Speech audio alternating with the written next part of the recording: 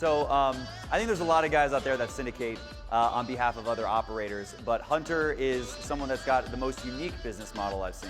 And he's got a great perspective. So I'd love to welcome Hunter Thompson to the stage, CEO of Cashflow Connections, to talk about how he looks at operators. Hunter. All right, thanks, man. All right, so as he was kind of alluding to, I have an interesting approach to the investment stuff. I really like the passive model for a lot of reasons that we're going to talk about in the debate today with Jeremy Roll later at 4:10 p.m., so make sure you check out that. So I know that there's a lot of active operators here today, so in this, we're going to talk about the 7 stages of due diligence. This is like the abbreviated version of the extremely abbreviated version, so forgive me for running through this really quickly. And it's so abbreviated that we actually took out the most important one, which is about the sponsor.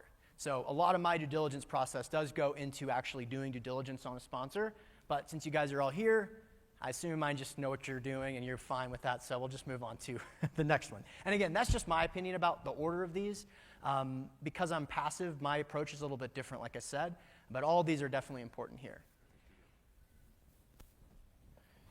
So here are the 6 stages here. We'll run through these pretty quickly. So number 1, why is this important? Well, first of all, when I started in this business, I would look at a deal and I would try to find the weak point of the deal and then focus my due diligence efforts on that portion. The challenge, though, is that sometimes something would look really good up front. You do all this due diligence on what you think is weak, and later you figure out that what you thought was really good is not so good. And that's really not so appropriate. And also, since these are illiquid investments, mistakes can be really challenging. Also, if you don't have a system in place, you're going to miss a lot of these things. And so you start doing things haphazardly, you start doing it really non-objectively based on gut feel. That's when things really start to get, you can create serious problems for yourself later down the road. Also, 2 reasons why this is important right now. There's been some pretty significant changes in the real estate business that have made this conversation an important one to have.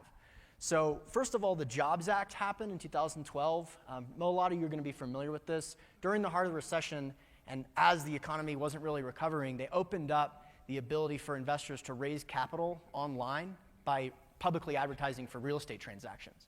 So this changed the investment world permanently, and a lot of new investors, many of them are in this room, that invested in real estate for the first time because of this law.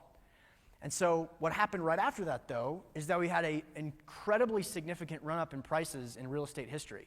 So you have all these new investors jump into the market, a massive run-up, and now all these new investors are generating crazy returns for themselves, but it's unclear as to whether this was a result of the market or their due diligence process. So I'll make the case that going forward, the next 10 years will be very different than the last 10 years, okay, in terms of this entire thing and the importance of that.